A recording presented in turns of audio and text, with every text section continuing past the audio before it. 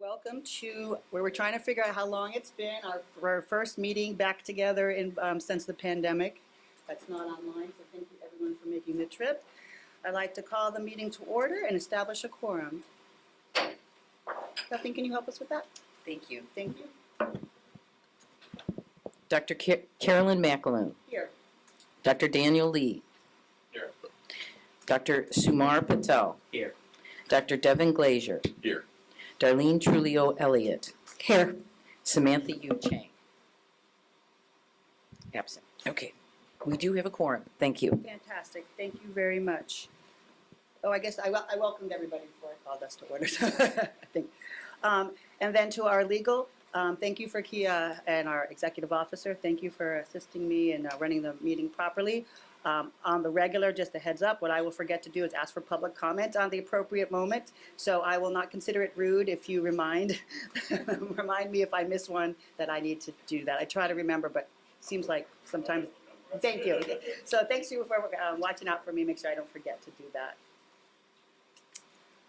Are there any public comments on items not on the agenda this morning? We may not discuss or take action on any matters raised, except to decide whether to place it on the agenda for a future meeting.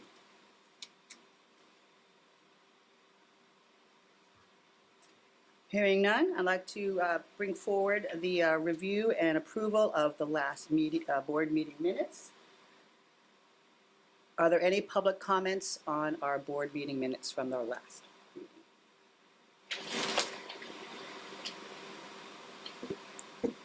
Then to the board, I'd like to bring forward a motion to approve the board meetings from October 19th. Is there any discussion?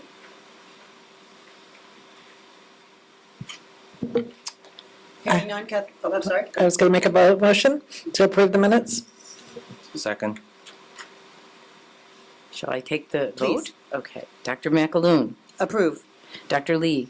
Approve. Dr. Patel. Approve. Dr. Glazier. Approve. Miss Elliott. Thank you. Motion passes. Thank you very much.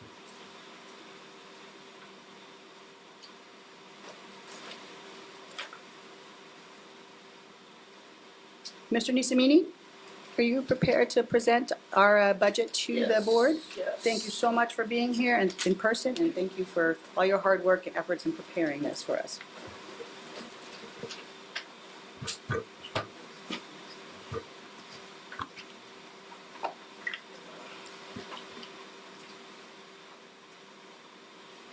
Good morning, board members. My name is Matt Nishamini. I'm with the DCA Budget Office, and I assisted the board staff with analyzing the fund condition and revenue types. So in your board meeting materials, you have this packet. We can go through it. The first page is your fund condition statement based upon the 2024-25 governor's budget, and it's been updated with the current year 23-24 through fiscal month 5. So those revenues are through our year-end projections based on the first 5 months, and then similarly expenditures towards the bottom, and so that's that second column. We would note, so at the very bottom, we've got months in reserve, and we have pink, shaded pink, the first 2 columns. We shade it pink because it's less than 3 months, so anything less than 3 months we would consider low. And then you're going into the red. And so, as you board members know, you have a fiduciary responsibility to keep the fund solvent, to keep this board solvent.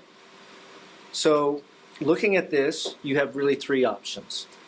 You can either increase revenues through increasing fees or expanding your licensee base, which would take some time, or you can cut costs, or you can do a combination of the 2.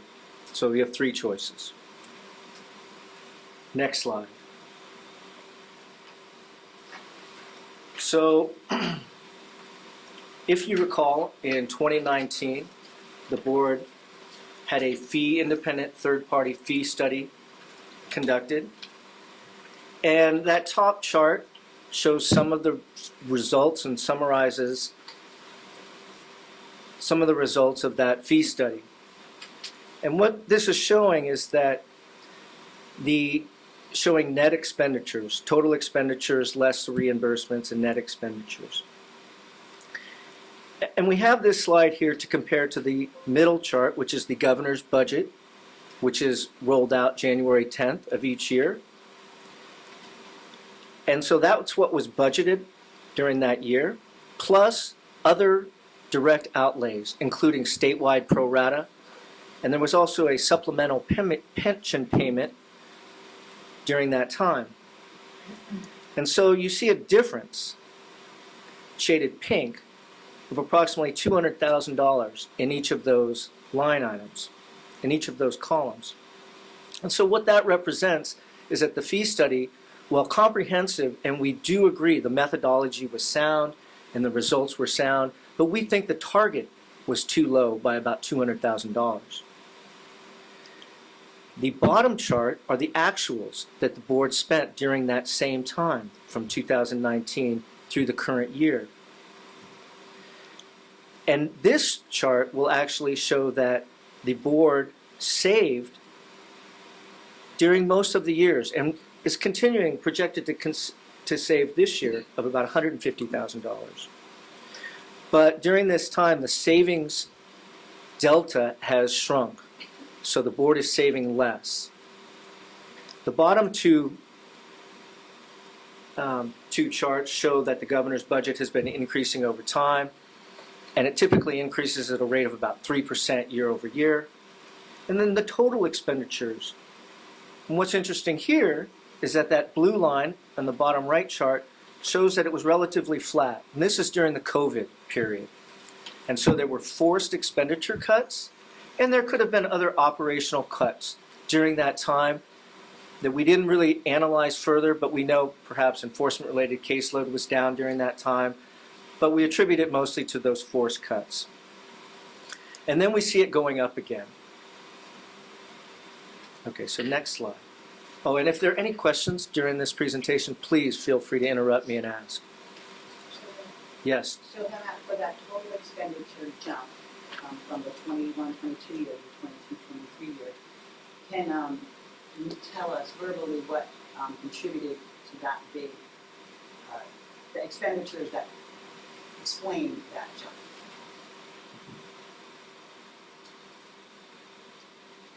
So it was primarily salaries and wages went up. There were also in the 2021 fiscal year, there was a 5% force cuts on all the programs, so they had to realize force cuts. That came from the administration. So it's a combination of those two, plus enforcement-related activities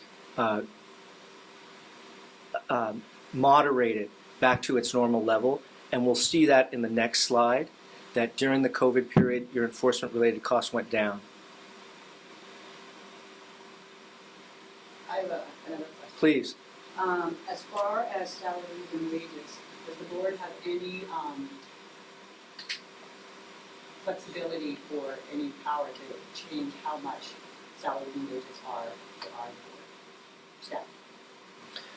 So the board is currently fully staffed. And if you were to reduce your actual expenditures of salaries and wages, folks would either have to be let go, or they would have to have their salary or position downgraded and receive less. Or if someone were to leave, you could leave that vacant position open and realize those salary savings from that vacant position. So those are all long-term strategies.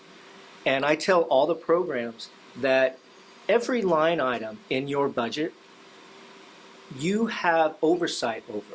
And so to some extent, they can change. It can take time. But it's your responsibility. You are the owners of your budget. So asking questions like that is perfectly, I welcome those questions. But it would take time. Currently, you are fully staffed. There are no vacant positions, so we don't see any immediate relief related to that. Thank you. Yes. On the next other big expenditure that made a jump, do we have any control over our enforcement costs? So, yes and no. So, this board has a relatively low enforcement actual expenditures. It's about 35% year over year. And that we would think is average to on the lower side compared to other programs. You board members, you are the ones taking actions against your licensees who are in violation of your Practice Act. And so you do have an obligation to maintain consumer and public safety. So to that extent, you have some ability to decide how many cases you are going to adjudicate or you want to send to the Attorney General or you're going to do in-house.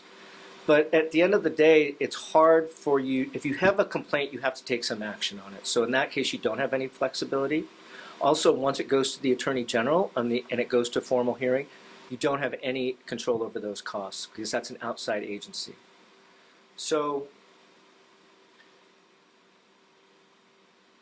you have flexibility insofar as you wouldn't hear so many cases, but then you wouldn't be doing your job. So, but that is the purview of the board to make those decisions. Next slide. Okay, so this is the third slide. This shows the enforcement-related costs. Governor's budget is on the top, and the actuals are on the bottom. We can see that there was a dip during the 21-22 fiscal year, and that makes sense because it typically takes about a year for us to see those full enforcement-related costs materialize. After the complaint comes in, the board does an investigation.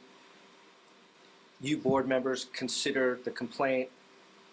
You may send it on to the AG for formal discipline. That takes a period of about a year or more. And so we typically see those costs coming later. So to the extent there was less enforcement-related activity during the COVID 2021 year, we would see that dip going down. But now we're seeing it go back up. And so what we're seeing here is that it's pretty much moderated to pre-COVID times. It's a little bit higher, but it's pretty much in line with where it was pre-COVID. And from reviewing your sunset report and from your public documents in your annual report, you guys this board is sending about the same amount of caseload to the AG and is receiving about the same number of complaints. So we would expect that to continue in the future. Any questions? Next slide. This slide is very telling. So this slide is your personal services costs only during that same 5-year period. And we will see that it's going up. With the exception, again, of that COVID year, it's going to go up. And we would think that this is going to continue to go up. The governor recently signed bargaining unit agreements, and so we're expecting 3% increases year over year moving forward. Okay, the next slide is a fund condition statement. And we're going to look at several scenarios. This is the first scenario. This is if the renewal fee is pegged at $16.50, leaving all the other fees the same at the current levels. And this is done on purpose because talking to some of the board members and to board staff, there was a reluctance to increase the initial the exam fees, the application fees, because they didn't want to increase barriers to entry, cost barriers to entry. So they thought just increasing the renewal fee would be a more appropriate measure at this time. $16.50, so it's currently at $13.18. This would increase it to $16.50. And the incremental increase is shaded there in the green in the middle. And then if you look at the bottom, in the months in reserve, for the most part, we're still in the pink, and it's declining. So this does not eliminate the structural imbalance in the near term. It reduces it, and it will delay your insolvency. But then I would also note, the actual cash money that's reserved and left in the fund is that second to bottom line. So in 24-25, you'd have 149,000, 150,000, 49,000 in budget year plus two. That's not a lot of money, right? So in the event there are some unforeseen, unanticipated costs that come down the pipe, it would really tip the balance here. So this would be, I would say, bare minimum. The next slide shows the renewal fee pegged at $17.50. And we can see that this is a little bit better, right? It's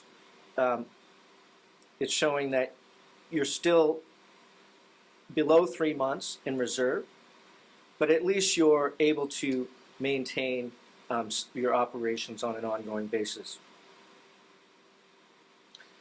The next slide is if it were to increase to $18.75. And actually, I should have said, so these would be effective 1/1/25 next January. These amounts would be considered within a bill during this legislative session to be effective 1/1/25. So it'd be a half year in the budget year and then full year ongoing. And so at this 1875 mark, this is actually pretty good. It actually shows that you're building your reserve balance. So in the past, you may have heard a sufficient or a healthy reserve balance is somewhere between 3 and 6 months. So that's sort of yesterday's perspective. Today's perspective is something more like 6 to 10 months. And that's because we know that we're going to have ongoing increases to personal services costs and just typically inflation, right? Everything costs more these days. So this model at 1875 does show you increasing your fund balance reserve. And then the last slide is a combination. And so effective 1/1/25, it would be pegged at $17.50, and that would last for 2 renewal cycles. And then 1/1/27, it would increase to $18.75. And this model is also, it's below 3 months, but it allows you some flexibility.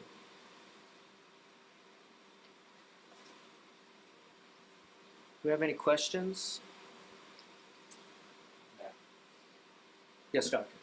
Daniel Lee, considering the models that you have for the 1750 and 1875, if the delta change on the licensees become anywhere less than 50 renewals, would that model still stand?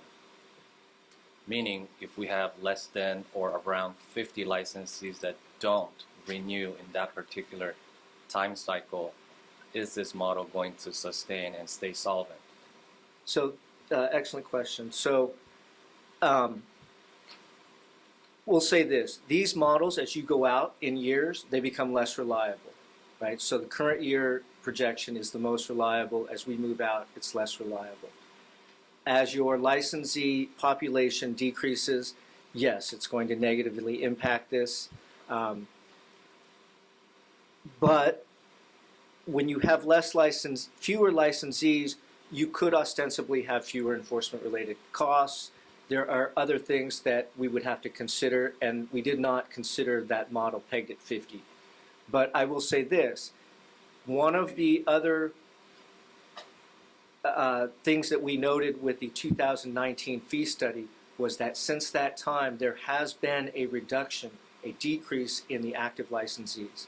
So at that time, the fee auditor projected about 2,250 active licensees renewing. In this, now we're thinking there's about 1,000 renewing per year. So we lost about 250. And so to the extent that the current fee is $13.18. That's a significant decrease, right? It's $270,000 or so in decreased revenue. So that's another reason the model, the 13.18 was really just a stepping stone to where we're getting to today. So you don't think the model is going to work if we had a drop of at least 50?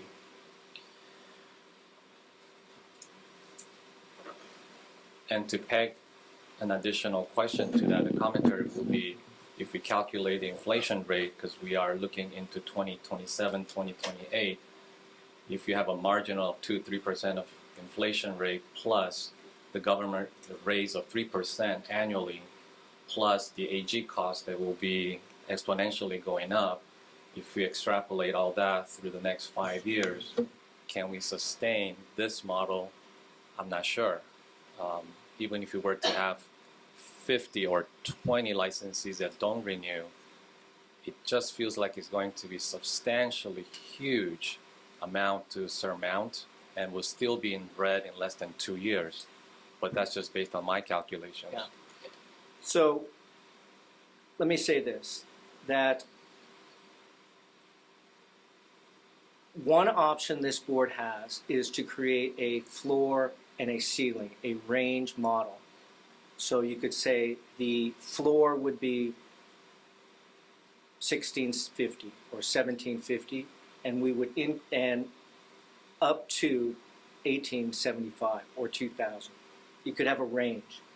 And effective upon enactment of that legislation, the floor would be effective. So effective 1/1/25, whatever floor you decided on would be effective. And then that would be, so according to these models, $1,650 or $1,750 would sustain you for those 2 years. And then in the event folks were to drop off in future years, you could increase through the regulation process, you could increase your fees above that floor to whatever cap you have. Matt, are there other health professional boards that use the range rather than a set fee increase? Yes, Madam President. There are several DCA programs that use the range model. And if a board was to use the range model, what is typically seen or expected? How often you go back over time? How frequently do the boards tend to go back and make the incremental increases in their range? Every year, if 4 years? I mean, I know that it's different for every board. It's hard to compare boards, as always. We are a relatively small board compared to some other health professions. So I realize that it's hard to compare one board to another. But just in expectations of how often a board might go back to if they have a range. As a general rule, we think a program should review their fees, not just their levels, but their structure, every 5 years for the appropriateness. Is this model still within our current system? Does this still apply to our licensees and our stakeholders? Does this really apply to the current operations of our program? So every 5 years would be appropriate. On a regulatory level, we see programs increasing and reviewing more frequently than that. But again, it does depend, because if you were to have legislation, for example, if there was a bill that said the board needs to conduct more on-site inspections and you needed another position, right, that would immediately increase your cost by, say, $200,000. And then you would need to increase through regulations related to that specifically, right? But if all things considered, if you were to just maintain status quo with the incremental 3% increases year over year, we would think 3 to 4 or 5 years, something like that would be appropriate. Question. So the rate increases that we're looking at, is this something that we're trying to approve before the next budget cycle, or what is the timeline on this? Right, thank you for the question. So this would be, I believe that the board would be taking a vote today on some proposal that would be considered during this legislative session. So the legislature is already hearing bills now, and we would want this to be included in a bill this year. So when we're talking about rate increases, and again, we've talked about utility rate increases earlier, there's usually a lot of community outreach meeting. We talk to our stakeholders. What is this board required to do, or is this it? And then it goes towards for a vote for the Sacramento legislators. Excuse me. Right. So, well, this is a public meeting, so to that extent, we are fulfilling that, checking that box.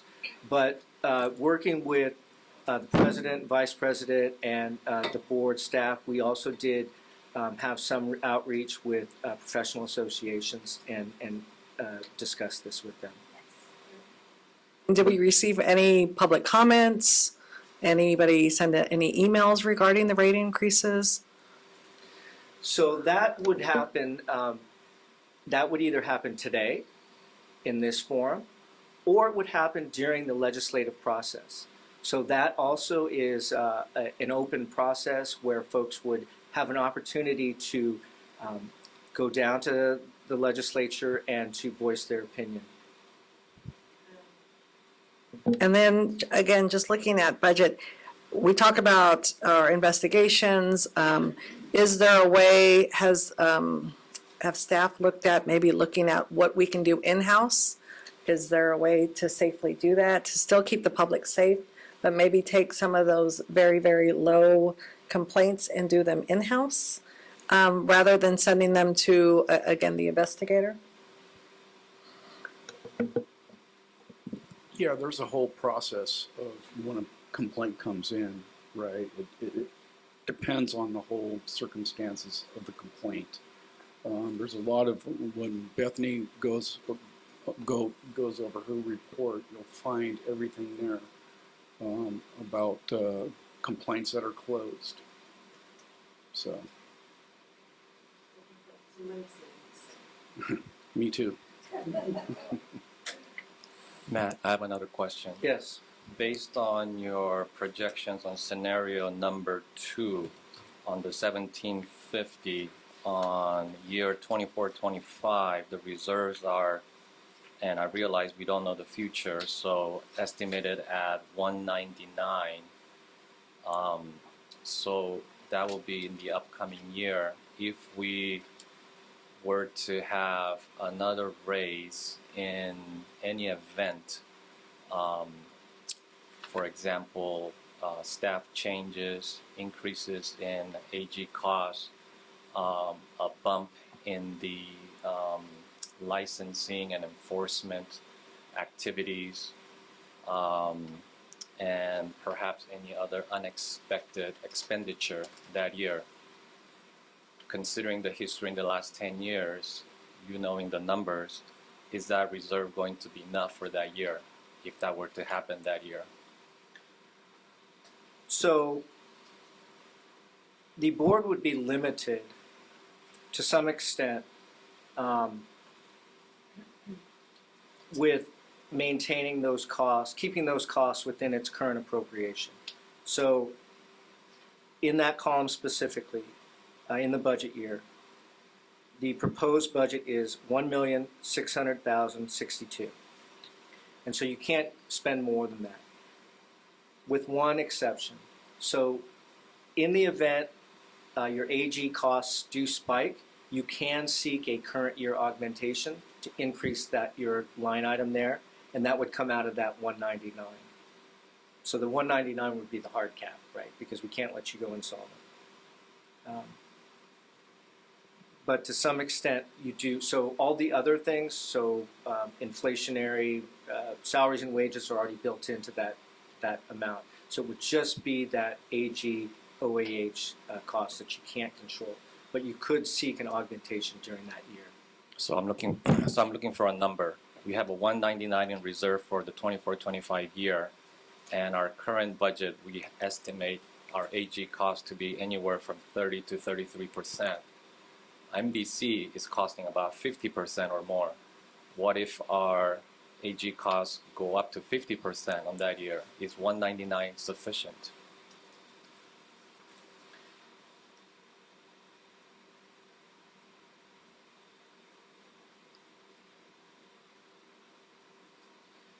So if we look at the second slide, it does show your year-over-year enforcement-related activities. And you're around 500,000 currently in this year and in last year.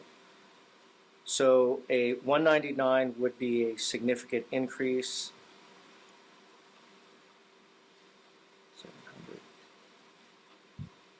If you went up to say 700,000 on your budget, it would be still less than 50%. But yes, it's going to increase cost pressures. However, anything that's going to happen, those bills that would hit at the AG would be cases that you're hearing now. So you would be in a better position to tell me if you think our costs, AG costs, are going to spike next year. The board and the board staff would be in a better position to tell us, you know what, we have this pipeline that we think is going to hit us next year, and so we need to consider that. Did we consider that for today? No, we did not. Matt, just a follow-up question on that. You mentioned that we can get a loan for the AG if we do go into the negative. How long can a board be sustainable in the negative outside of the AG loan that you can get? So it's not a loan. So let me correct. So it's Yeah. not. If I Okay. yeah, sorry, but it's not a loan. What it is that you would be able to request an additional augmentation above your appropriation, but that money would come out of your fund. Right. So it's just like you basically, you have a household budget, and then you say, oh, you know what, our fence blew down. I need a little bit more money, so I've got to go get more money. That it's more akin to that, but it's still coming out of your budget, so it wouldn't be a loan. You wouldn't have to repay it or anything like that. You can't go negative. Can you elaborate on what Yeah. happens when we go negative? Yes. So there is current law. There's government code and Budget Act. So there's two sections of current law that require the board members to, one, not overexpend your appropriation, and number two, to keep the board solvent. And to the extent you violate either of those provisions, the board members and the executive officer are personally responsible for that money. So you guys would be splitting that tab.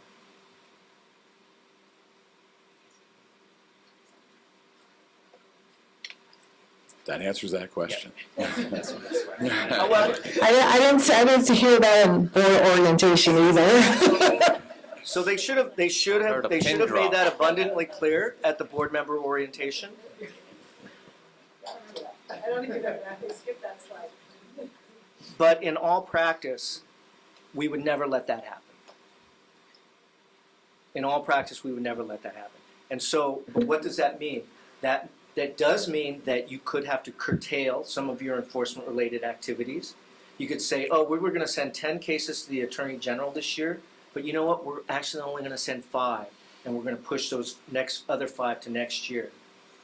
That's a hard choice, right? That's a policy choice that you guys have to make, but it is a hard operational and policy choice. We don't like to do that, but we can't let you go insolvent.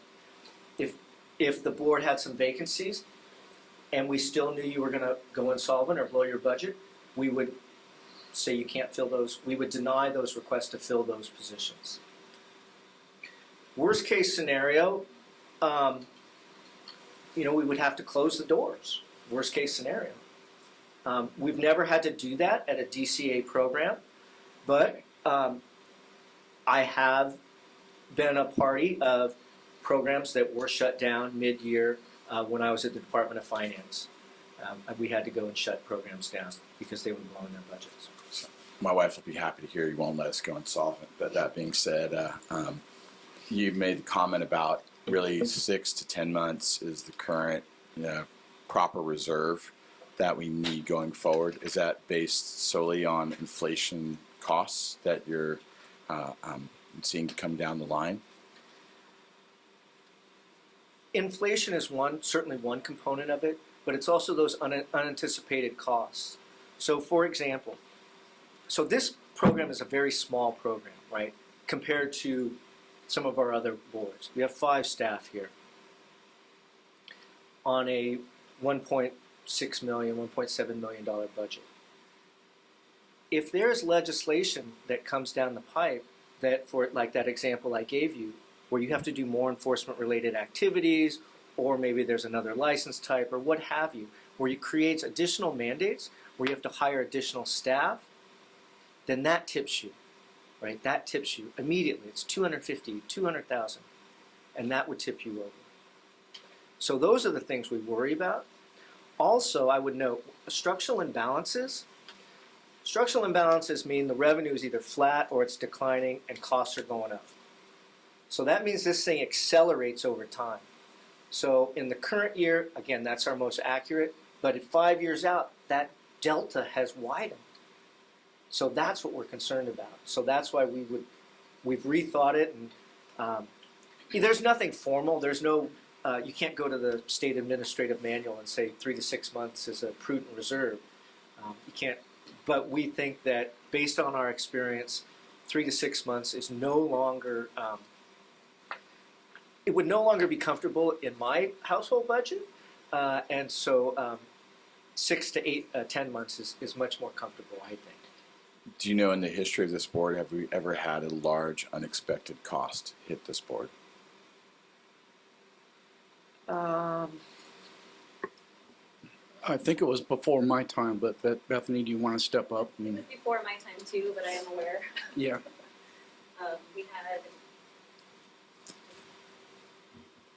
but an expensive enforcement case that almost bankrupted the board. And so that's why we had a reserve fund for a long time, about $400,000, I believe. That was to help the board in case of another situation that occurred similarly. It's been probably at least 15 years since that case, maybe more. It was before my time, but I was very aware of it because we were very concerned as a board of that happening again. Yeah, one other question, Bethany, before you sit down. Do you know, in institutional history of that case, has anything changed to prevent that situation from happening again? I don't know if there's a way to actually prevent something like that from happening. Every now and then we get certain individuals that maybe have a lot of money and they really want to fight a case, and so the case goes on and on and on, ends up getting very, very expensive. And we have no choice but to pay our end of the expenses. So I believe that one case was costing a loan close to the $400,000, and that's why we had that reserve. Thank you for the history. It's good to know it so we don't repeat it. Matt, I'd like to ask you about a process of how we might solve or address our issue. For example, on scenario 4, you have given us a 2-step fee increase plan. And another way to address the budget, you also talked to us about a floor and ceiling, which is another way to address our budget. Could you tell me the process, how the scenario 4 versus getting a range, how that process for the board to ask for one or the other, how those both look for us? Yes. Thank you. So they're the same. So in this model, that last one, the floor would be set at $1,750, and the cap would be at $1,875. So the statutory authority would say the board can charge a renewal fee with a floor minimum of $1,750 and can be increased up to $1,875. So that's our range, our floor and our cap. The floor is effective upon enactment. So 1/1/25, once that bill becomes enacted, then the floor becomes effective.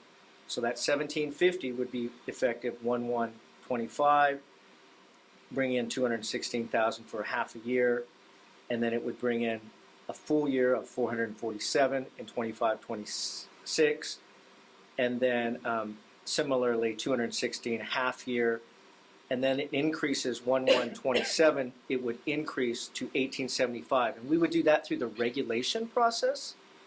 So right now, your fees are all set in statute, but most of the programs have statutory fee authority and regulatory fee authority. That's most of the programs. So it would say, for example, I can increase my fees up to $2,000. The regulations would come in at any level up to, so it could be $1,100, $1,200, etc., moving up to $2,000. So through the regulation process, we would do that. So in this case, in this model, what we would do is somewhere in the late 24, 25, or 25, 26 year, we would start to promulgate regulations. We would work with the board, DCA, the Legal Affairs Office. We have a regulations unit that would work with the board to craft those regulations to come in at that 1875 level effective 1/1/27. Do you have an opinion in your capacity to advise us? Sorry, can you use the microphone? Oh, I'm sorry. Closer to me, please. As an advisor to our board, do you have a recommendation to the board about your recommendation to how we should proceed to address our budget? So, For us to take under consideration. yeah, so I would love to, but it's not really my position and my purview to provide recommendations. I really just provide you the numbers, and I let you guys. So, we are so grateful for you board members. These are tough choices, right? We really appreciate the responsibility that you guys undertake, and to do this and to help guide your licensees. It brings us no pleasure to have this type of discussion where licensees have to increase their fees. But to the extent this board is going to remain solvent, these are the numbers. From my desk, these are the numbers. Thank you, I appreciate that. I have a question for legal now about the process going forward. So is it appropriate at this time to start discussions to make a motion about a proposal to address our budget, and then we start discussing that proposal? Is that what happens? I'm sorry, Clarity. Mr. Nishimini, does that conclude your presentation to us, or is there more? I'm sorry, that might have been presumptuous to first. Let me make sure that first piece, that you completed your presentation. I'm sorry, that may or may not be true. No, thanks. So I'm done, but I can stay and answer any questions that you may have during this deliberative process. Please and thank you. Hi. So you have a little flexibility here. Essentially, you just allow public comments at some point on the matter. So if you want to start with a motion and then allow public comment on the motion, if you want to allow public comment now and then maybe subsequent public comments, that's kind of how the board sees fit. So what my thought is that I think it's helpful if we have something that we're talking about. So what I'd like to do is propose a motion and then open it to public comment and board comment to discuss the motion as presented, to give us some, I think that will give us more structure if we have something that we're looking at first to speak around and then go from there. So is it appropriate now for me to make a motion? Yeah, I'm comfortable if you make that motion Okay. and have it seconded, and then maybe we go to public comment, given that the public has a lot of opinions. Perfect, thank you. So then I would like to make a motion that the board consider a fee structure of a range from $1,750 to $1,875, and bring that motion to the bring that bill to the legislature is my motion, if I've stated that correctly, with your Let assistance. me just double check that. So you want to 1750 to what was the 1875. 1875 and bring the bill to the vote. If that's the appropriate way to frame that concept. I think we should authorize staff to seek legislative approval for that fee structure. Thank you. Are you comfortable with that? I am. Okay, cool. Do you want me to write that out quickly and then? And then read it out. Yes, Okay, please. Great. Thank- You'll have to read it out. Oh, then. okay, fair. Sure. You got it. But I can give you 1 second just to. I appreciate your assistance. Oh yeah, Thank no you. problem.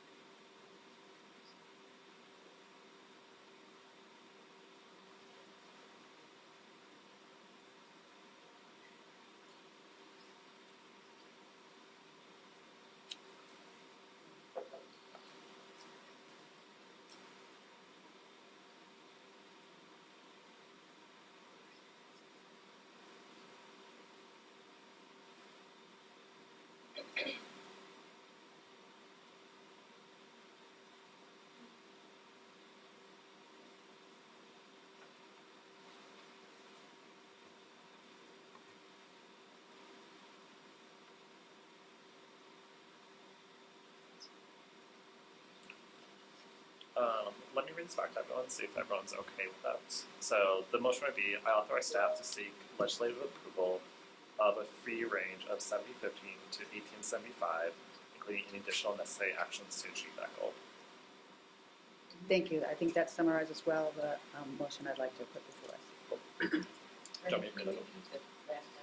Yes, I authorize staff to seek legislative approval of a fee range of $1,750 to $1,875, including any additional necessary actions to achieve that goal. If you get a microphone closer. Yes, I will provide that over to. And Kathy, we're going to have that sent. Is mine working? Oh, mine No, not. I think it's off, I'm not sure. The light's on. Could you also repeat it into the microphone a little bit louder for the Can you hear me recording? now? Yeah. Okay. So the motion would be, I authorize staff to seek legislative approval of a fee range of $1,750 to $1,875, including any additional necessary actions to achieve that goal. Do we need to have a time frame for that? Year cycle? I don't think you need to at a time frame. I think just providing staff the general guidance to seek it. I do think we'll probably want to give staff a little flexibility here, given that they'll be working directly with the legislature. So, So now it's my responsibility to read this out loud? someone on the board. Okay, fair enough.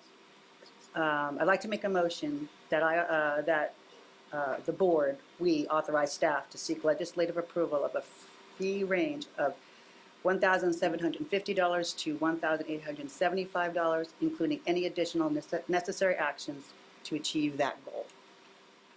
Thank you for your assistance. May I open the floor to public comment on this motion? Oh, sorry. I'll second the motion. Thank you. May I'm just getting a ping from my office, and they would prefer we clarify that it's during this legislative session. All right. I would like to add that language to my motion for this legislative session. Thank you. I appreciate that advice. Are there any public comment? Please.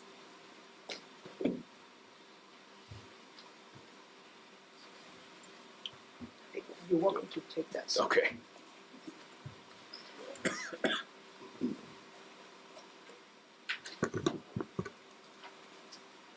Thank you, members of the board. I'd first like to thank Brian for coming to us a few months ago and talking about, it was a month ago or a few months ago, and talking about this possibility. We didn't have hard numbers in front of us, but the initial discussion was a little bit shocking, to be frank. At least how I understand it, when this board was established, the fee was at $950, and then in 2021 or 22, can't recall, went to about $1,331, and now we're talking about it going as high as almost double what it was less than 10 years ago. And so I appreciate the presentation, and I recognize the tough decision you have to make. We recognize the tough decision you have to make. But to say that we are okay with this is not going to happen today. I think we need to continue to have discussions about what the motion is. You initially came to at least when I saw the presentation, 1650 does stay in the black for a few years. And if it is a range, that would give you the ability to be able to make changes at that point. I can't speak on behalf of the board. This will be legislation, and we'll have an opportunity to take a look at that legislation and figure out exactly how we want to deliberate. The president of the board is right here. She wants to make a few comments. But I just basically want to say, first, we understand what you have before you, but this is a huge increase. And I'm curious if other boards, I did ask this question, and I haven't gotten a response, and it's not necessarily your job, but I'll look into it, have had such a dramatic increase, almost 100% increase since in less than 10 years. So there's things that we need to ponder, but just so you understand, this isn't something that we can just accept. And I don't think you think we would anyways, but we do need to have continued dialogue on this. And the idea of a range as well is something that I know we discussed, but need to consider whether we do want it to be in a more public process. I appreciate the questions you have. Frankly, because I've been doing this a long time, and the regulatory process is opaque. It's a black hole sometimes. It's really tough to get information through that process. And that's not a knock on the board. That's just bureaucracy. The legislature, the problems that they have is much more open.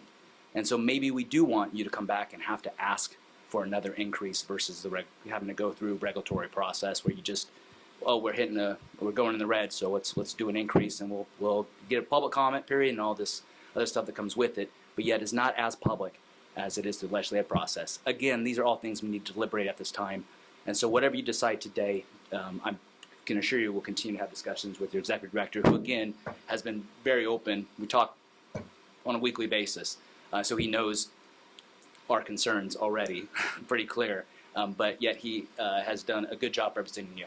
So. The only question or comment I have is looking at the presentation and the numbers that were presented there. If the goal is to have 6 to 10 months of reserve, but we don't even hit that at 1875, so what are we doing? I guess the question I would have is, we're just going to have this conversation again in another 3 years, but we're not reaching the goal that is not expected, but that we would like to have. So then, should we be looking at a different range, if that's the feeling of this board? Because coming back to the people and saying, hey, you have no choice but to pay this fee in order to practice in the state, we're going to be dealing with huge pressure for especially newer practitioners who aren't going to want to come to the state. And from my perspective as the president for an organization that's membership based, right, we're going to see huge drops also in our membership. So I have to think about that side. This is a fee that's required in order to practice in the state, right? So we're going to be constantly barraging people with these huge increases and saying, oh yeah, from 2019, you can all remember it was $900 to practice in the state. And to just in a couple of years double it, or even potentially triple it, depending on how many licenses we have, that seems a little bit concerning. There probably will be a number at some point in the future, perhaps, where this board can no longer exist. I don't know what that number is. We're not there yet. But to your point, there will be a number where it's cost prohibitive to continue to have an independent podiatric medical board because the number of licensees that we have and the costs that we have as a medical board, dividing that across the number of licensees, there could be a licensee number low enough that this board is not sustainable. That is what is the outcome of what you just described. That is it. So that is the option. Either this board exists or it does not. As you've heard from the presentation, we have very little control over these expenses. Board gets no salary. We're all volunteers. Took a day out of our practice today to come and do this. This is our service to our profession, which we love and want to see. And we have non-professional members on our board as well, who don't even have a stake in the game. And as far as, you're not going to have to pay the licensing fee.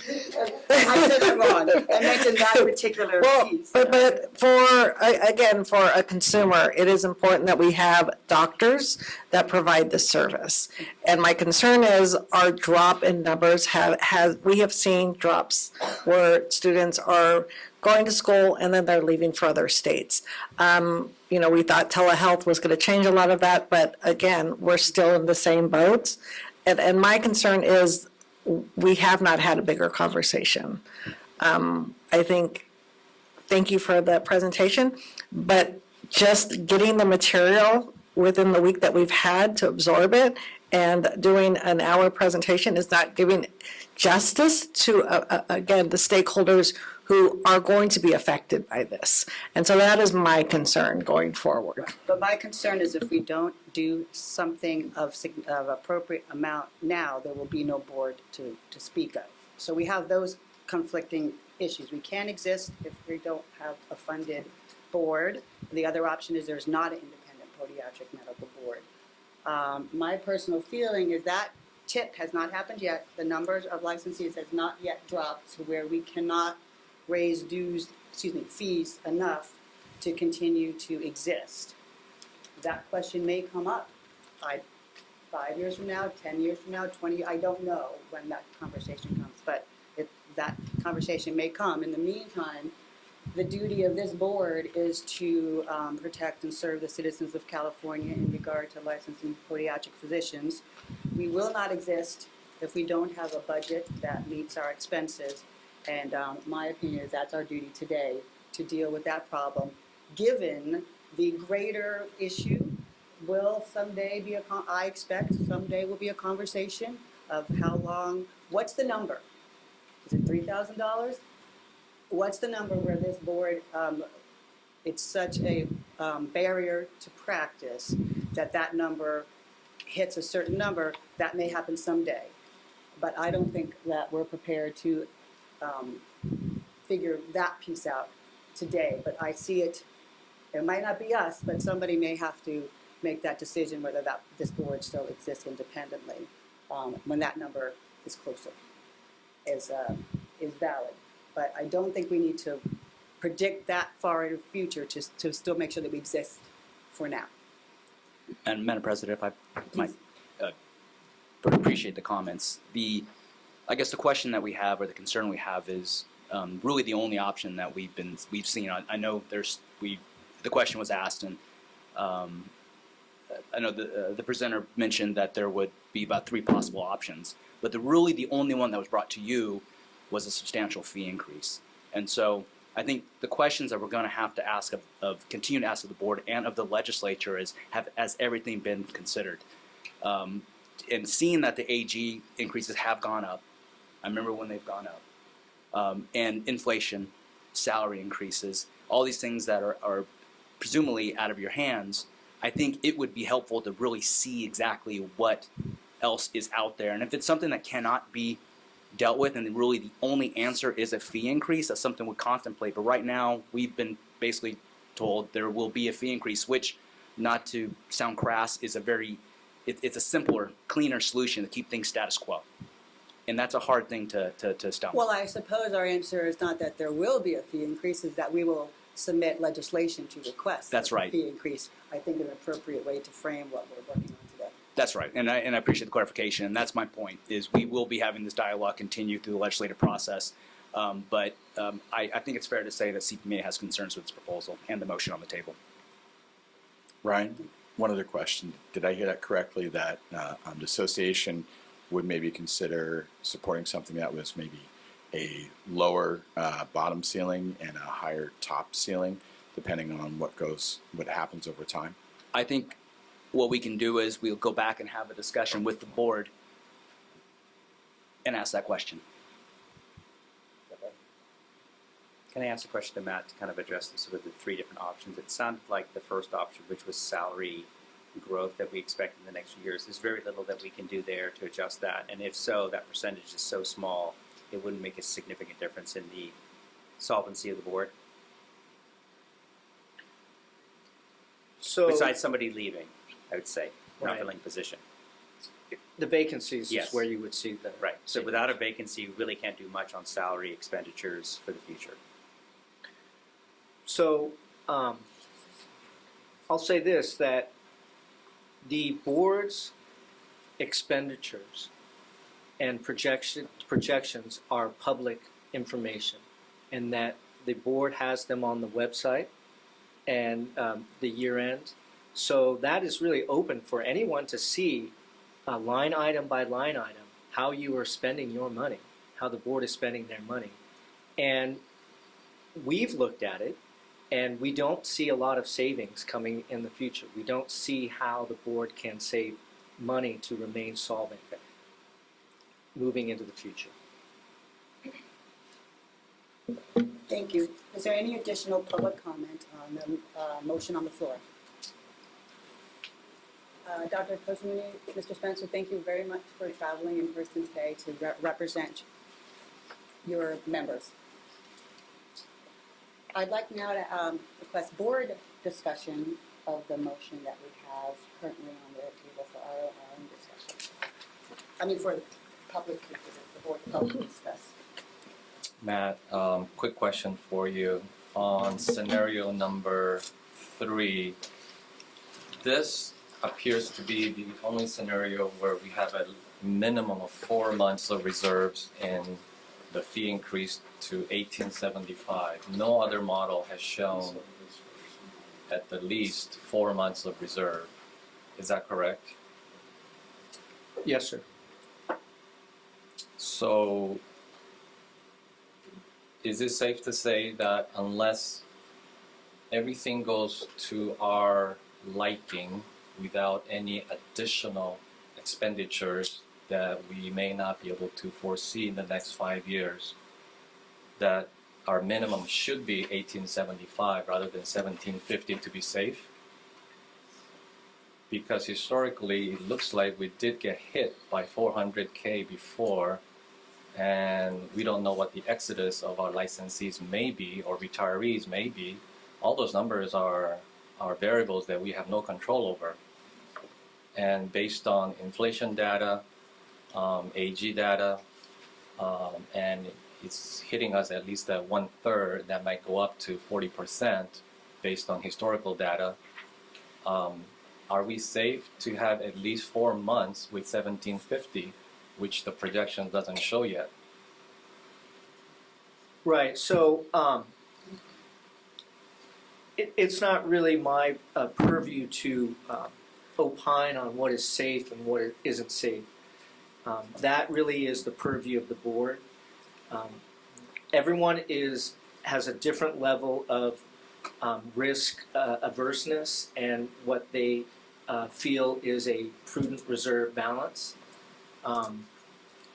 I'll say this, that there are some, so statutorily, this board has a maximum of 24 months. 24 months. You can have a 24-month reserve balance. And there are some programs that do target a higher level that also have a 24-month and that target a higher fund balance reserve because of those reasons, unanticipated costs, where they were hit in the past with high litigation costs. And so there are some programs that as a policy decision have opted for a higher fund balance. Would it be safe to say that we could, if we increase the ceiling, we would have more flexibility in those events that we have an unforeseen expenditure, but also we wouldn't be tied to the year that you've modeled out here, right? If we had a floor and a ceiling. Yes, so the floor would be effective based upon the statute. And then I would say that the regulatory process is a public process, and that we would have to come back to the board with a presentation to say the fund is going insolvent or X, Y, and Z, you have increased costs, and there is a reason why you need to increase your fee from that base level to a higher level through the regulatory process. So there are public meetings here in this kind of forum where individuals are able to come and interject their opinions. And then that works its way through the system. It actually goes out for a public comment period, a 45-day public comment period, where licensees, stakeholders can write formal opinions to the board, and we would have to respond. The board would have to respond to those comments. So the regulatory process is a public process, and it does. And one of the things that we actually we would recommend to boards that they have a educational component to that regulatory process where they meet with stakeholders, they meet with licensees, they explain the pressures, the cost pressures, and the whys we're doing this, and we get their opinions. We don't want it to be coming down as, hey, the board is just raising your fees and you have no input. It is always best to have that interchange of ideas and input. So there is that process. So another question, because it appears law prefaces with, it looks like a decrease in licensees since 2019, but our enforcement costs that have gone up aren't necessarily from the prosecution numbers increasing, but more of just inflation. Is that a correct statement? I defer to the executive officer, but I believe that's the case. Yeah, my understanding is that we had the lull in COVID, but our enforcement numbers of cases has restored to what it was pre-COVID, which has been pretty flat, but it did dip during COVID. However, there was a big increase in cost from the AG's office that occurred. So it was, my understanding is not because all of a sudden we're having more cases, that has been pretty flat, but that the cost to prosecute the cases has went up significantly. Thank you. And so based upon that, logic would deem that if we have increased licensees, not necessarily our costs wouldn't necessarily increase by having more licensees in the state. So, Because of the amount of fixed costs that we have, there's not a lot of, to Dr. Lee's question, if we went down 50 licensees or went up 50 licensees, that probably wouldn't affect our costs of our board that much because most of those fees, most of our expenses are fixed. So I think what this board is struggling to do, its duty is one is to carry out our mission to protect and serve the citizens of California in regards to the practice of podiatric medicine, to take into consideration the burden on licensees to have fees to practice, and to minimize the barrier to practice in podiatric medicine in California.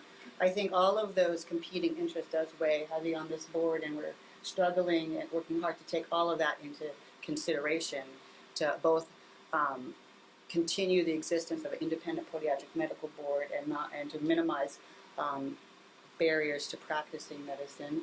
In that regard, we've limited our fee increase to renewals, the discussion to renewals, and not to new applicants or testing, to minimize the burden on our younger, newer practitioners who have not yet started to practice podiatric medicine and benefit from the practice of podiatric medicine. And those of us who have started practicing on renewal will start to feel the crunch of increasing fees. Taking that in consideration to minimize the burden on those trying to enter practice in California, I think that weighs heavy on us. And to the point of all these things about having months in reserve, wouldn't it be great to have 6 months in reserve to bar, that catastrophic legal bill that may or may not occur? However, taking the pressure of how much that we would have to raise our fees to cover that many months in reserve, that's why the proposal I've made from the motion from 1750 to 1875 is to try and take all of that into consideration, making sure we can stay afloat for the next several, foreseeable short-term future, 3-4 years, and have enough window if there is a catastrophic event, we can bump up to the 1875, which would put us, still less than 6 months in reserves, trying to balance keeping this board independent, generating enough revenue, and trying the best we can to minimize the financial burden on licensees. And I think my opinion is the motion we have before us now is our best version of taking all of that into consideration, realizing it's not perfect. It's more than anybody wants to pay, and it does put us at some risk of, if there is a catastrophic expense, we will struggle again to have to do this process again if that were to occur. I think recognizing all that, I'm open for sure to a better version of what we have before us, but that's all those competing interests is where this is coming from, and as the board continues to do this. And to our point, what we're voting, the motion is to start the legislative process. So we're not voting today, the board is not voting that this is our fee. We're voting to go to the legislature to ask them to allow us to have this fee. So the public participation is going to continue throughout that legislative process. And there will be public comment in front of our legislature on our bill that goes before there. So there will be more time for work on our bill to happen, because we're just voting to make the bill. And then that process will go on from there, and public comment will continue in that purview.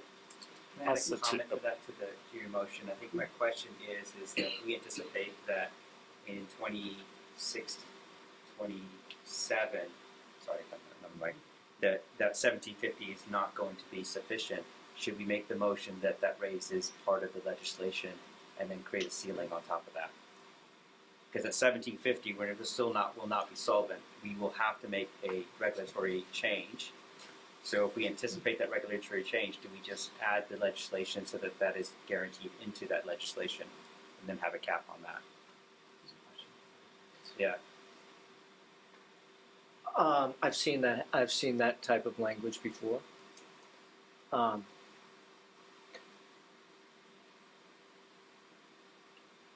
But it would give this body less flexibility. I mean, today it would solve that problem that you're addressing, right? That you're bringing up.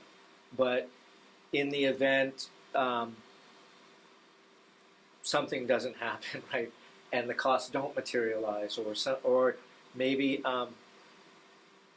your licensee base craters, or something happens, right, and then you're automatically hitting them with this. This body would have no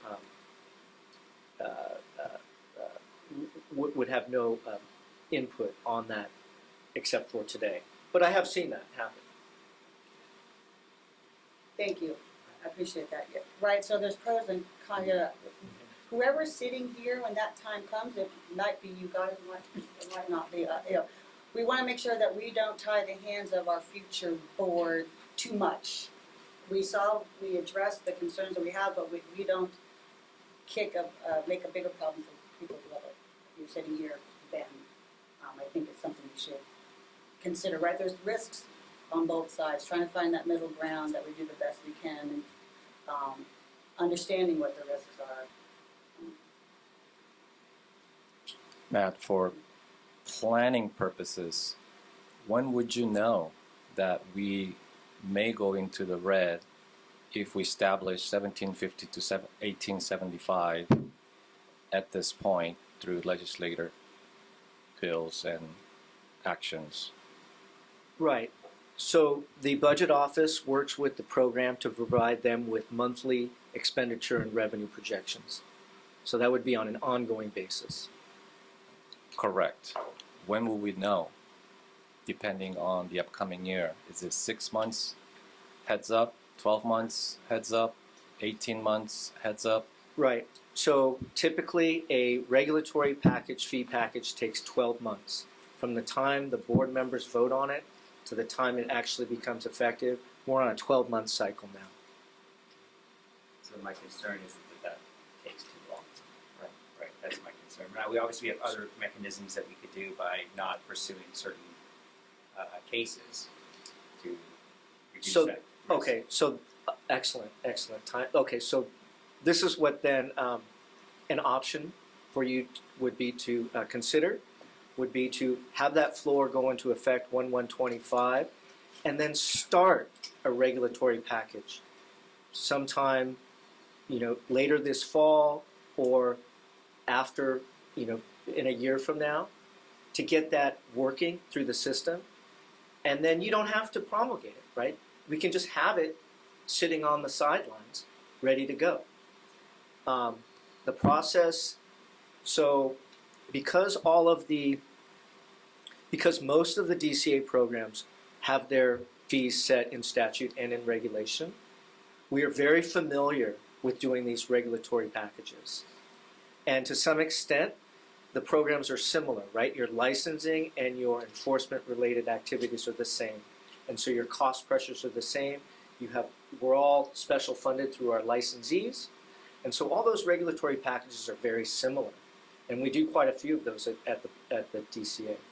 So in that sense, and they're very linear, right? Here are the numbers. We know what the numbers are. There's not a lot of policy around it. We have to remain solvent.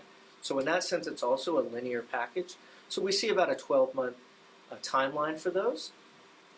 So I would recommend, maybe this year, maybe we meet in the fall or after, I would say after the legislation becomes enacted or signed, at least signed by the governor, and we would know that we have that range, then we can start considering that maybe November, December, January. We can come back and we can say, hey, this is what we think is going to happen,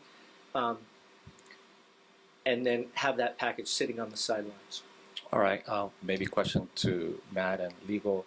Then do we need to adopt something in our agenda for our fall meeting in regards to this ongoing event this year, or should we table it for the 2025 cycle?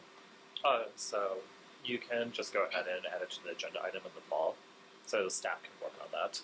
So you don't need to necessarily direct staff right now to start a regulatory package sometime in the future, if you're going to discuss it at that point. Thank you for that. Also, too, you guys will have you already have a specifically assigned attorney who handles regulations. So they will step in, they will walk the board through the whole process, handle the whole process, be a very guiding hand. I know Matt works a lot with the regulatory unit. Also, too, I want to remind the board that as you guys are considering these different priorities, the board is statutorily told that protection of the public is the board's highest priority. So, as you guys are weighing different things, just remember that the legislature has deemed that's the primary goal of the board. Thank you, and that's what we should take in mind of all the decisions and votes that we take. I have a question from that. Going back to the days, $900. Can you adjust the microphone, please? Oh. Thank you. Is that better? Thank you. Okay. It was mentioned that the fee was $900. Do you have any clarification on that? What happened there, or what the trend? Right, so the 1318 was effective in 21. And it was previously at $900, and it actually had gone to $1,100 and then was reduced to $900. But the $900 actually goes back to 2004. If you look at your renewal license fee in 2004, it was $900. So it's not an overnight jump from 900 to what we're considering today.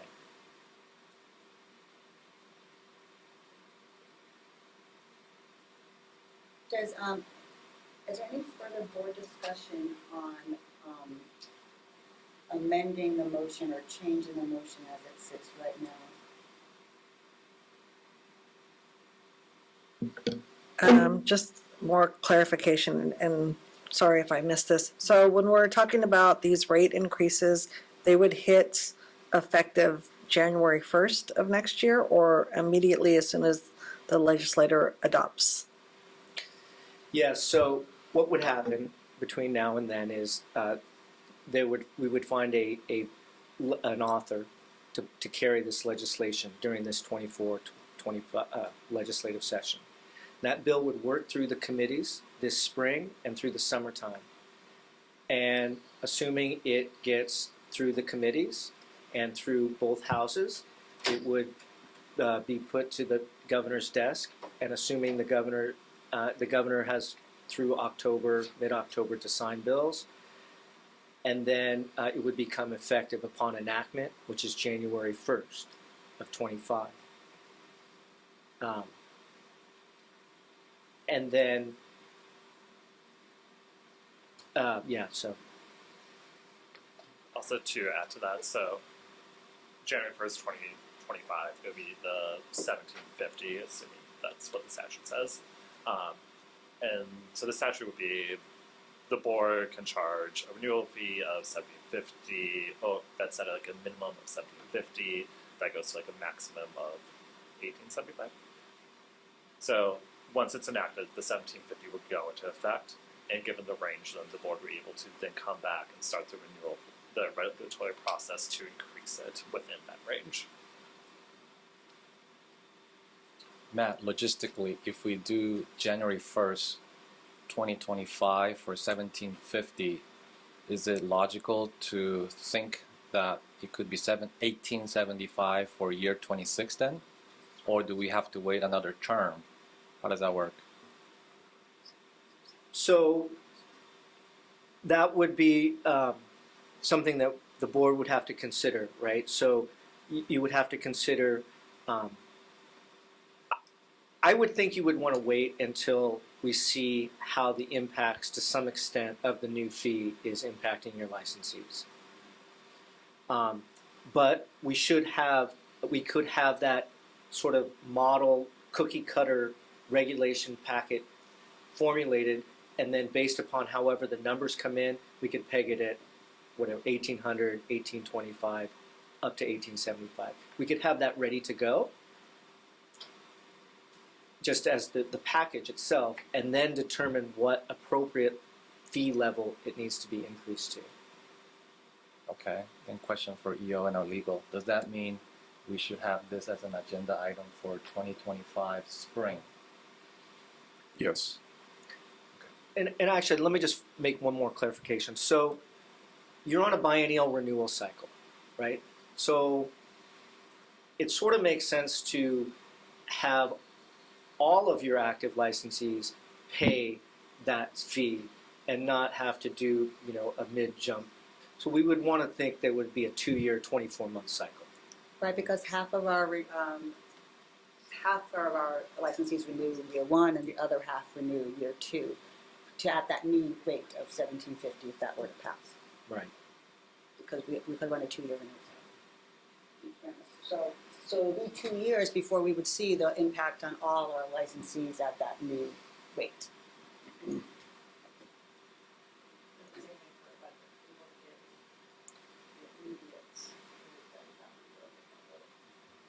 Right, that will give us, the first year we'll get half of our licensees will pay that new rate, and the second year, then the remaining half will pay that renewal fee. Correct. Are there any other questions or discussion about the motion in front of us today? Kathleen, I think we're ready to call for the vote then. I think we should also just renew the motion, just so everyone's aware of it. I wrote it down, so I can Fantastic. give you the link. Thank you. I can do that.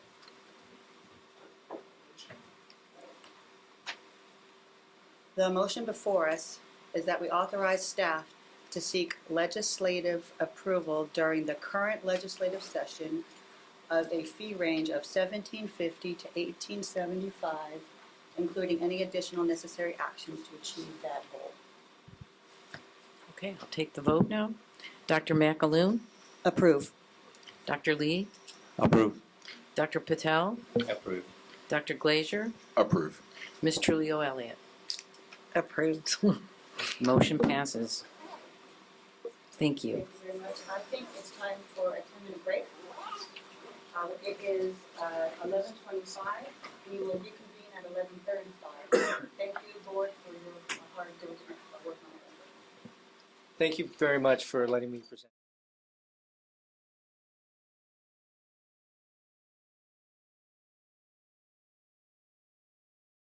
Would you take roll again as we reestablish our board informed for the remainder of our meeting. Yes, I will. Hello, hello. Okay.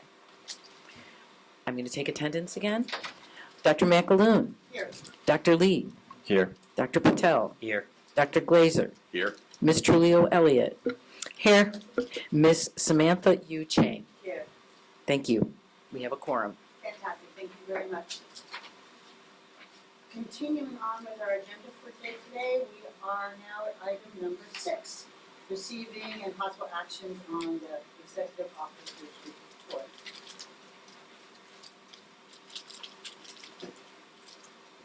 Dr. Patel, would you like to start the presentation on the licensing program by asking the staff? Yeah, thank you, Madam President. Yeah, sorry.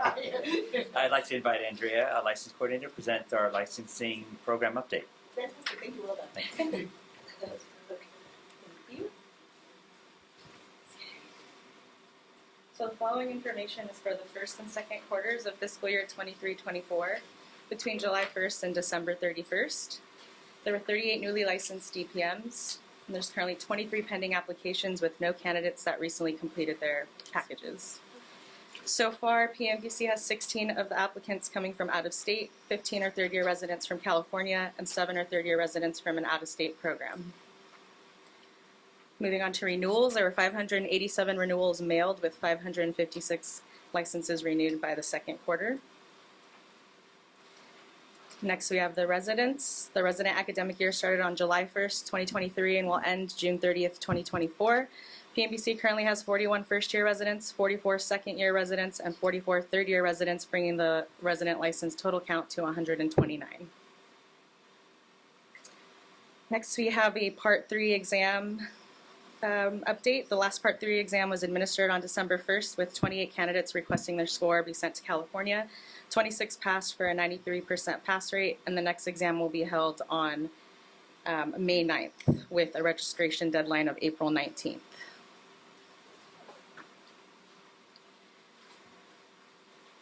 Next, we have a CME audit update. Licensees were mailed an audit notification on October 11th and given a deadline date of November 30th to submit evidence of compliance. And as of January 2024, out of the 50 audited licensees, 43 have been found in compliance. 7 were short and as a result have failed the audit and are now required to make up the deficient credits by May 31st, 2025. So I have a question about that. So, the licensees who are found not to have met the CME requirement, they have until May to fill up number of hours efficient they were, and then they have hit the reset for 50 more after that date, correct? Right. Yeah, so 50 plus whatever they were deficient, and then they go back to just the 50. Other than that, we just have the 3-month timeline. Is there any other questions? No, thank you, Andrea.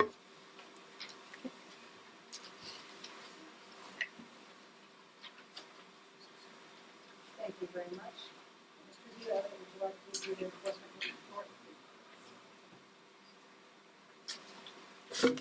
Thank you very much. I am going to go ahead and ask our wonderful staff person, Bethany, to give the update on the enforcement program.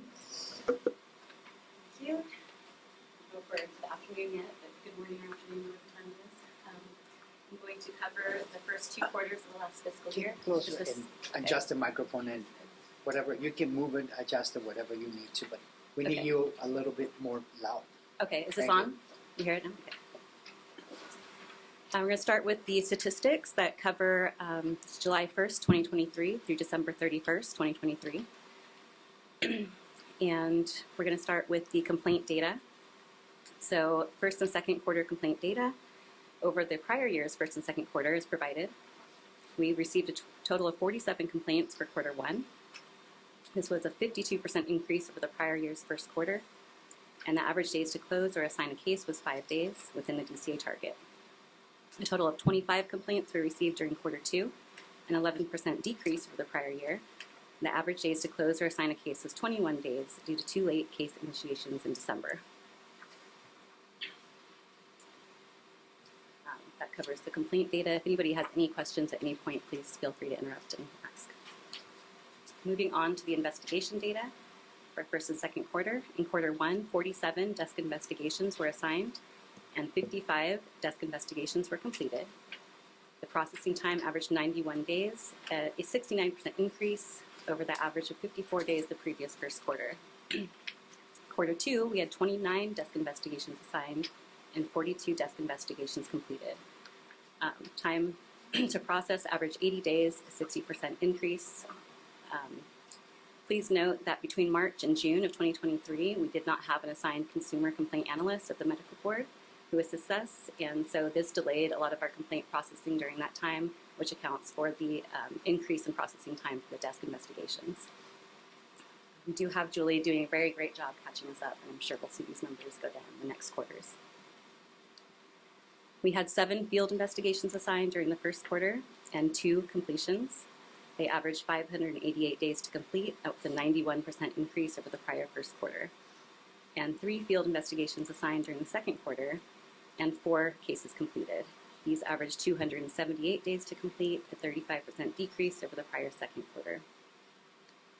And if we look at the total case investigation times, this includes desk and field. The first quarter shows an average days to complete at 127 days. Case investigation aging data shows 44 out of the 44 investigations closed, 59% or 26 were closed within 90 days, 34% or 15 were closed between 91 days and 1 year, and 7% or 3 cases took longer than 1 year to close. Those are the cases that proceed forward for further investigation and possibly to the AG.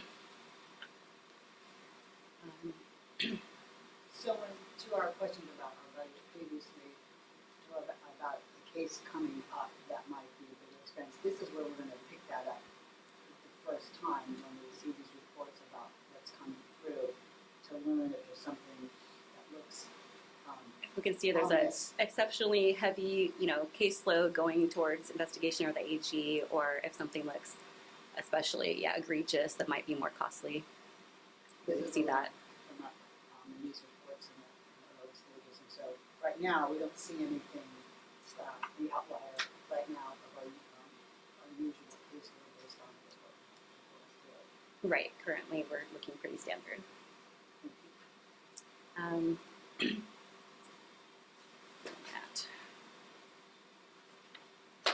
Wrong page. Okay, and then for quarter 2, the average days to complete investigations was, I seem to be missing a page possibly.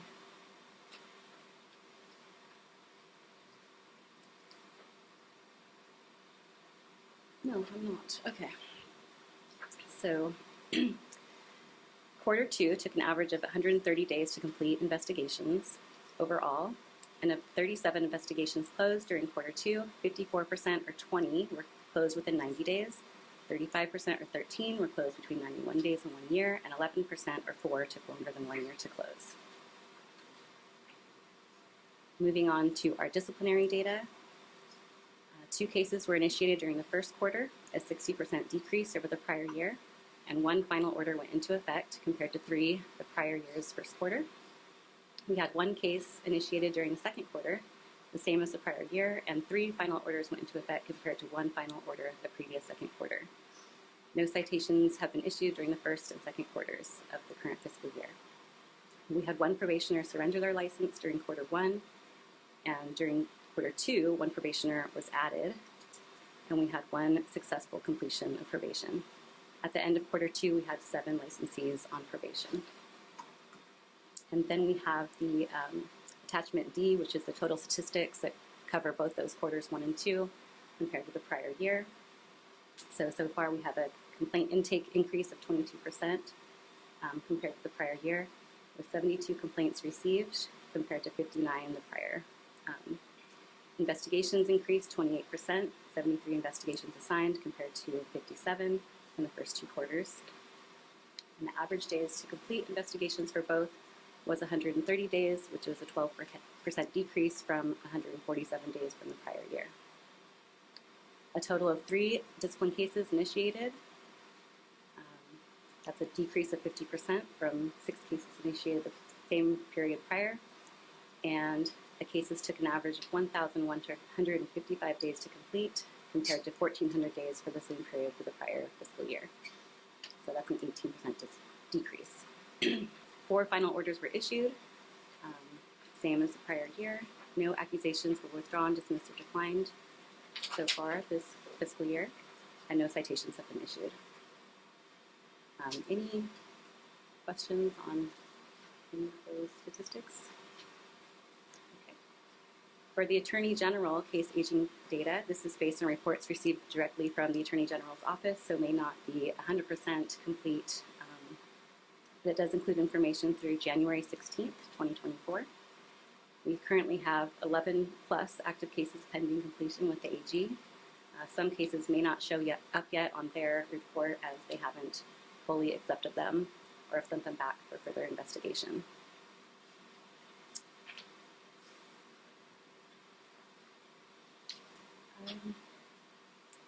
And then there's just a little blurb on the performance measures. There's nothing updated since the last report. We have data online through fiscal year 22-23. Is there any questions on our enforcement statistics? Okay. Moving on then to the probation program update. We have a cost recovery update, and between July 1st and December 31st, we received $51,871.74 in cost recovery payments, $1,131.80 in probation monitoring payments, for a total of $53,003.54 in enforcement cost recovery for quarters 1 and 2.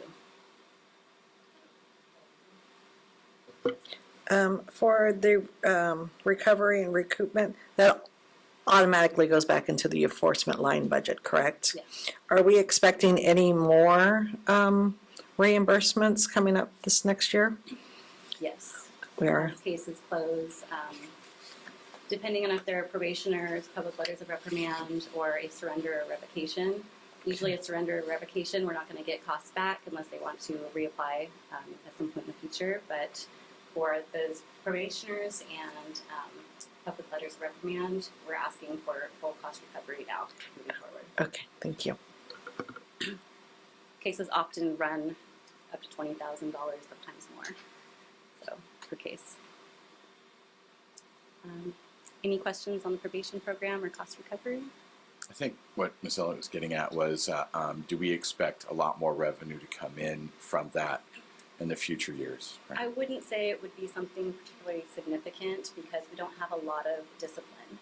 So out of 6 cases closing per year on average, 3 of them surrendering or revocation, and the other 3 probation or PLR, we're not looking at a lot of money. Maybe $30,000 extra per year, possibly, if they pay everything back. And maybe just for education purpose for some of the new members too, can you explain how those fees are set up as far as when someone gets cited and who decides what costs they're going? Is it the judge or is it through legislation that tells us what something is going to cost? That makes sense. Sorry. Basically, all costs are added up throughout the process. So the amount the investigator spent, the amount the Attorney General spent, the amount our consultant or expert spent, all goes into the total cost of the case. And that total cost, there's option for it to be reduced depending on the settlement talks and if it goes to hearing. We don't have too much choice if it goes to hearing. Well, it always comes back to the board for a final decision. So you guys could say, hey, I don't agree with this, and we're not going to approve it. We want to discuss it at the next board meeting.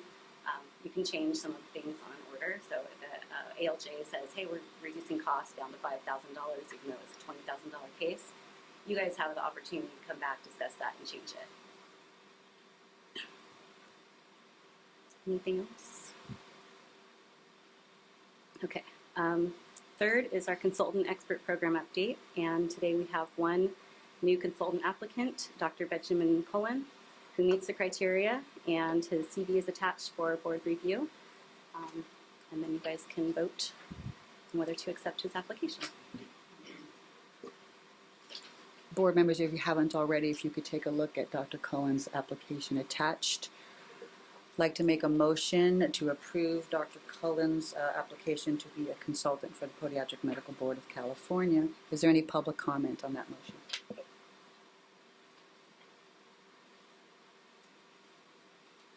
Thank you. Is there any board discussion of the application of Dr. Cullen?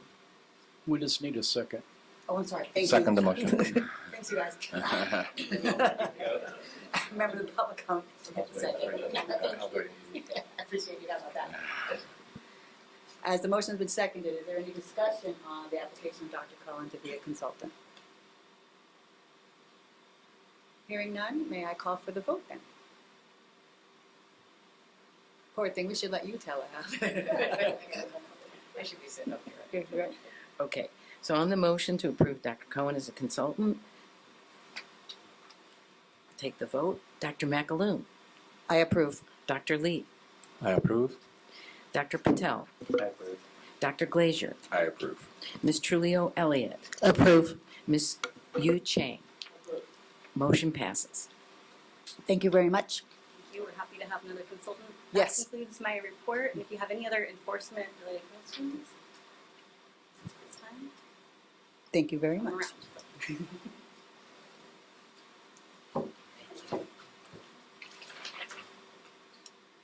Dr. Lee, could you bring forward the legislative and regulation report? Certainly. Kathleen, could you help us with the presentation of the legislative report? Thank you, Dr. Lee.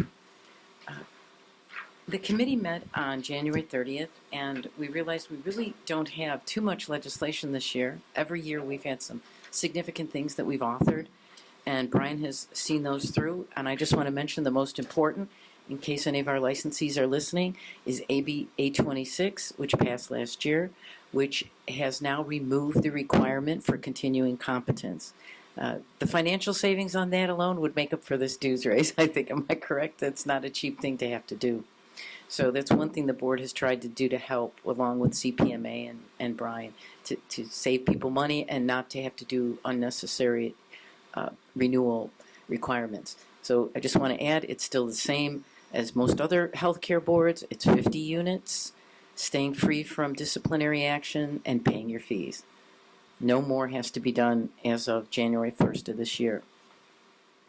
So having said that, we're looking really at the legislation that you just voted on, which, we can bring this back in June if the range is not allowed and they want a specific fee, but I've seen it, and it was suggested last time when we had the dues fee or the fee raise that you had a range. So that should go through.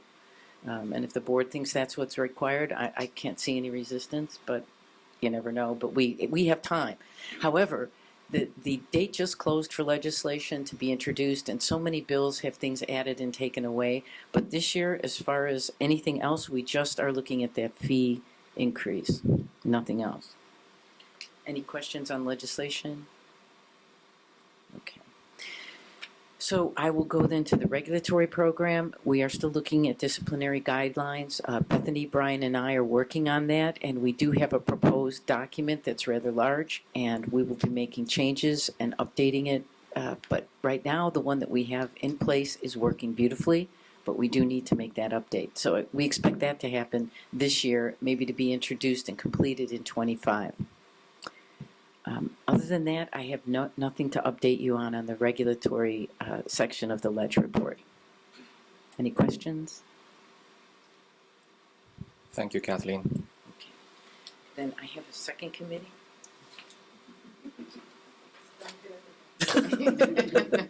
See me struggle with that next. Yes, please move forward with the public education report. Okay, so with public education, that's an ongoing thing. We have two sections of it, our printed newsletter and our social media electronic accounts. So with the newsletter, we have had submissions by Dr. Lee and a student that he is working with. We also invite people, if they have relationships with residents or other students or educators. People love to read those things. But I want to encourage anyone on this board, if you have something that you think is relevant and important, we still have time to put it in the newsletter. We are going to be closing at the spring edition before the next board meeting. We should have the hard copy. But basically we have a president's message, enforcement, just like the board meeting, an enforcement section, a licensing section, and usually a public interest section, something about how to maintain good foot care. So if anyone has any other ideas on that, I'd be open to those, but I tend to pull those from the APMA or other publications with CPMA, and fills out the 8-page newsletter. In the back, we put any enforcement actions, and Bethany gives me those on a yearly basis. We publish those, and then we have the calendar. And it basically looks like the calendar that you've already seen in this package. Other than that, we're closing footnotes soon, so if anyone has any suggestions or ideas, or Ms. Elliott, if you have any comments from the committee meeting.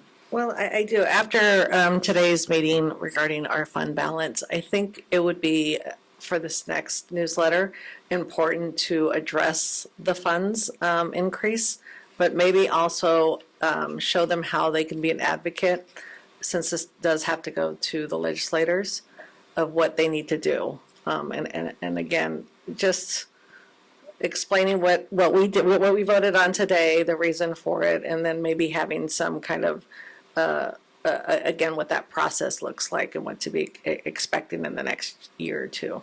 Sounds great. So I'll consult with you on an article about that. Yes, thank you. Okay. Excellent. And just to put out publicly, I've discussed with Kathleen not only asking for that to describe where does the money go. The other article I've asked her to help us with is to discuss the benefits of an independent podiatric medical board. Pros and cons, actually, to just address the pros and cons of an independent podiatric medical board. I thought would also be valuable to have in the newsletter as well. Very valuable. And then we can refer to those articles when we get asked questions. So thank you both for those topics. And I think you were here when I first came on. There was a dollar where it was kind of like slivered of where that dollar went to. So it was a very visual, and I know people enjoy visual. It breaks it down a little bit easier, but something very visual to kind of explain what our, and I'll work with you, of course. Okay, wonderful. And DCA has a graphic artist. Caesar's among those, and they do a great job for us. So, okay. Next on that report. We had 2 articles, right? I just Yes, want to make we sure. have 2. One from the resident that helped us out and one with the medical student. Okay. Okay, right, okay.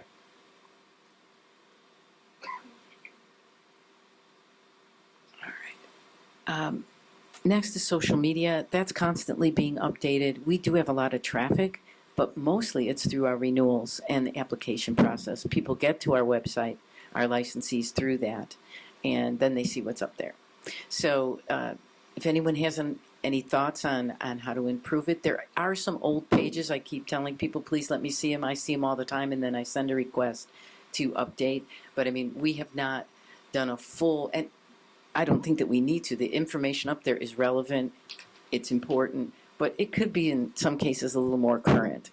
So anytime you're at the website and you notice something, just bring me the page and we will do a rewrite if we need to update it. As far as the Facebook and Twitter accounts, as you all know, we do send out messages, sometimes from the governor's office, a lot of things when COVID happened. But, I mean, we're not trying to encourage a business or anything like that. So we get encouraged all the time, increase your business. Well, that's not really our goal. We love having friends, but we really don't need friends around the world. Sometimes we get requests, and we don't respond all the time to the friends on that list because, you know, we're for California, and we control podiatry in California. So, but if anyone has anything they ever want to push a message, we have the mechanism to do it immediately. So if it's relevant and of interest to our members, we'd be happy to just push those through Twitter or Facebook. We also have a listserv, which Andrea's done a great job of increasing that. I think when I started, there were less than 100, and most of us administrators at DCA and people like myself were on that list. Now we have our actual licensees, because when they renew, Andrea's able to get them. They have to give us permission, but we're up to 400 or so. So, you know, we'd like to see the full 2,000, but it is what it is. So given that, I'd like board just a discussion opinion on the motion we passed earlier at our meeting about submitting legislation. Should we not push that through our social medias to alert the licensees of this board that legislation is being prepared, giving them as early a notification as possible that this is in the pipe. I think that would be helpful to licensees, giving more public exposure. I suppose the last thing that you'd like to hear as a board is this came out of nowhere. Certainly, that also opens up, us hearing from licensees and board members. So there's our pros and cons of that, but I just wanted to, what your thoughts are, talking about something that should be pushed out through social media channels. Should this vote that we did today be out there for licensees to start knowing about what our opinion of Right. what our opinion is about that for that committee? And I agree with you wholeheartedly. Policy happens when there are discussions. Sometimes when we're up here, we don't always have the answers. And sometimes it's somebody who comes to us who says, hey, have you looked at this side of the coin? So I do feel like it's important to get this message out there and to have some type of open dialogue, or at least give them an idea of how they can advocate for themselves. And that's important. And the same thing goes for a consumer who's doing a complaint. So definitely through our social media channels, I know through the government policies and doing social media, you have to put in those requests quite early because we don't control any of our own social media sites. So definitely something that we need to do before the next meeting. I'm okay with that as well. I think it's newsworthy. I think it has to be discussed and informed to the masses out there and let them know, especially our stakeholders.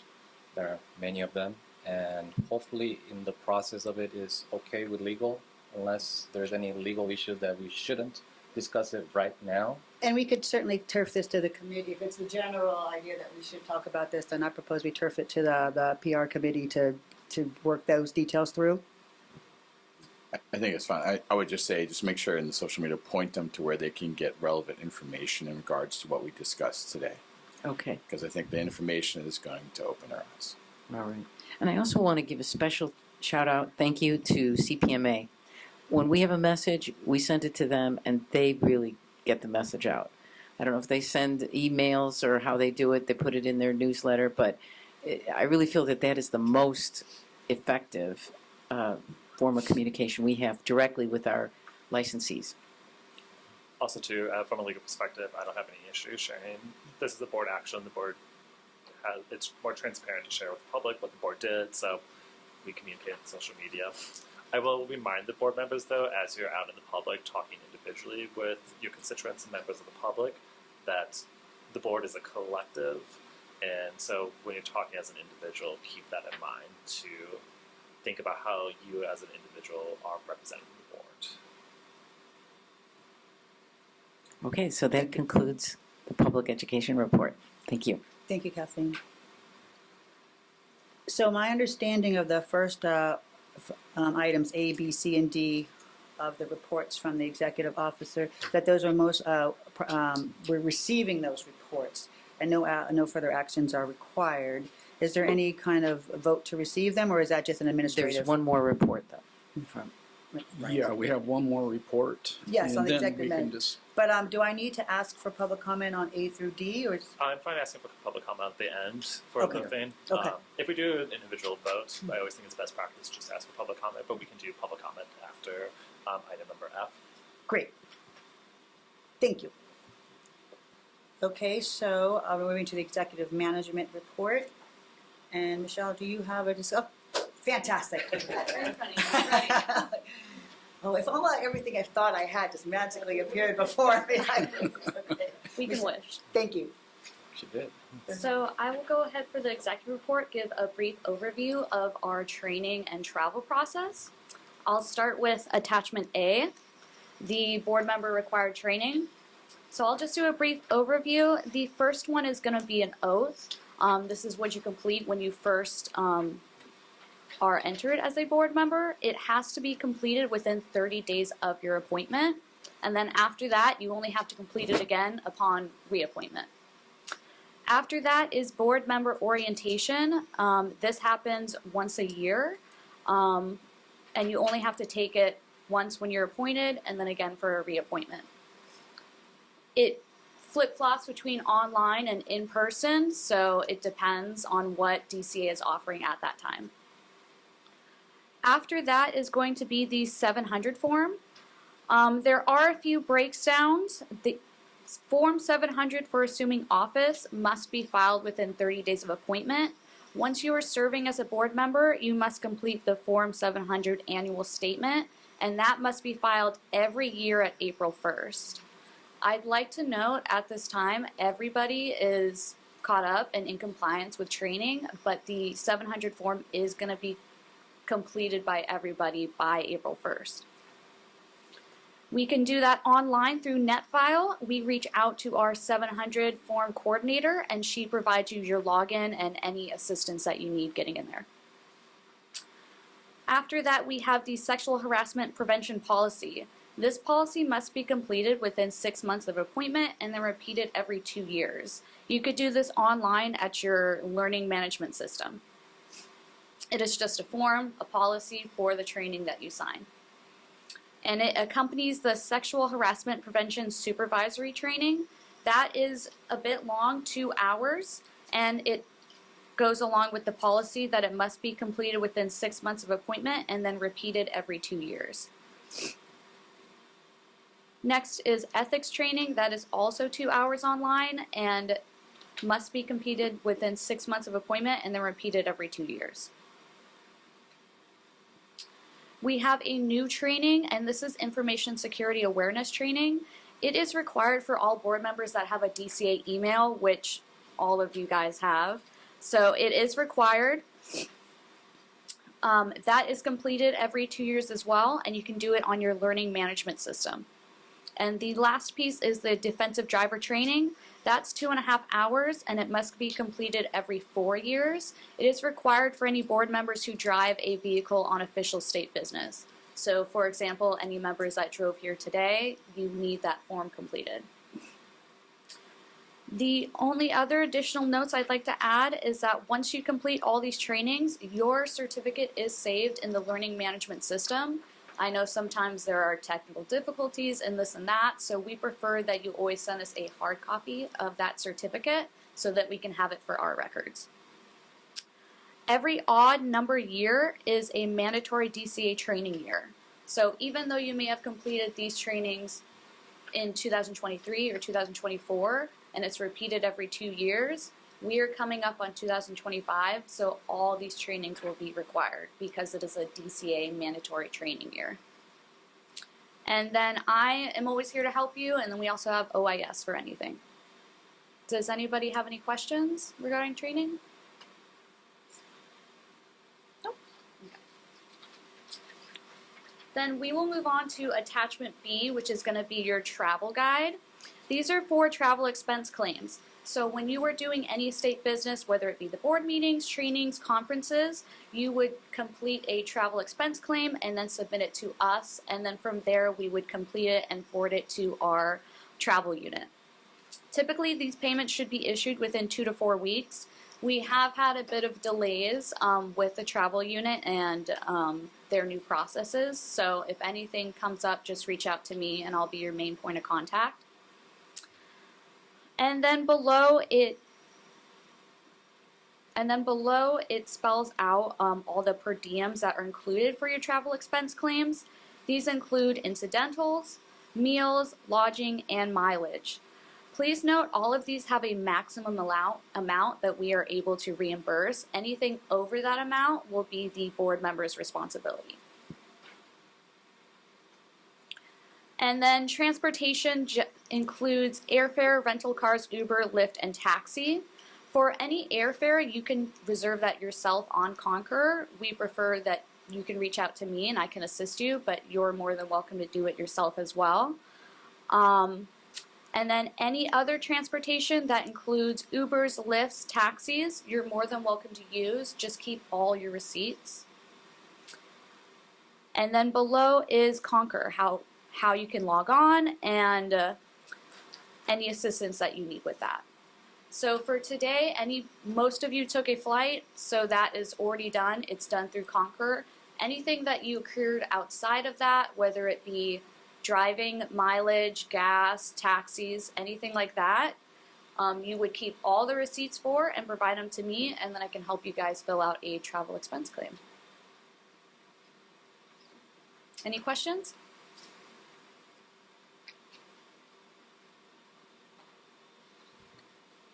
It's pretty simple and brief, and I think when you first do one, it might be a little bit confusing learning those steps, but then once you get in the swing of it, it's pretty smooth.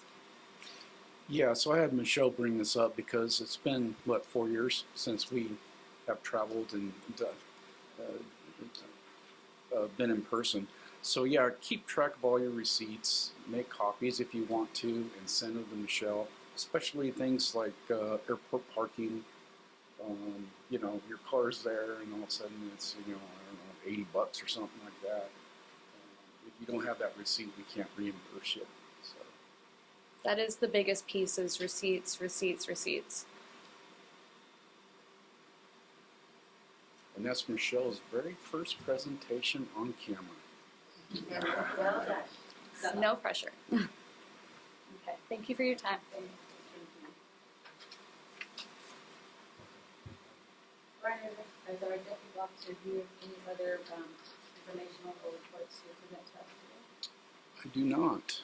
I think we covered everything that was on the agenda.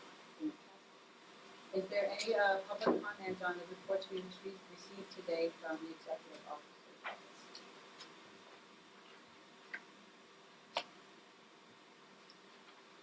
Seeing none, moving on, is there any items for future agenda items that anyone would like to bring forward for us to consider for our future meetings? Any public comment on future agenda items? Any board members have any future agenda items they'd like to bring forward at this time? Seeing none, it appears that we have concluded today's business of the Podiatric Medical Board of California, and I call this meeting over. Do we want to approve the? Yeah, we need to take a vote on receive the Okay, reports. that's all right. We need a vote on receipt, okay. All right. We're quick My on the lawyer said handle. no. Sure. So a motion and a second. Move it and a second. So if we're going to be voting on it, motion, second, public comment, vote. Okay, so I will make a motion to approve all the reports and accept them as is. Second. Thank you. Okay, I'll take a vote on I that. just want to say, is there any public comment on the motion to accept the executive officer reports today? Thank you. Okay, Dr. McAloon. Approve. Dr. Lee. Approved. That was a yes? Or Approved. something? Okay. Dr. Patel. Approved. Dr. Glazer. Approved. Ms. Trulio Elliott. Approved. Ms. Yu Chang. Yes. Motion passes. Thank you very much. Adjourn. So we conclude the business of today's meeting. Thank you very much. Thank you everyone for taking today to travel, get yourself here, and to do the hard work of the board. Looking forward to seeing you all again in June. Meeting adjourned.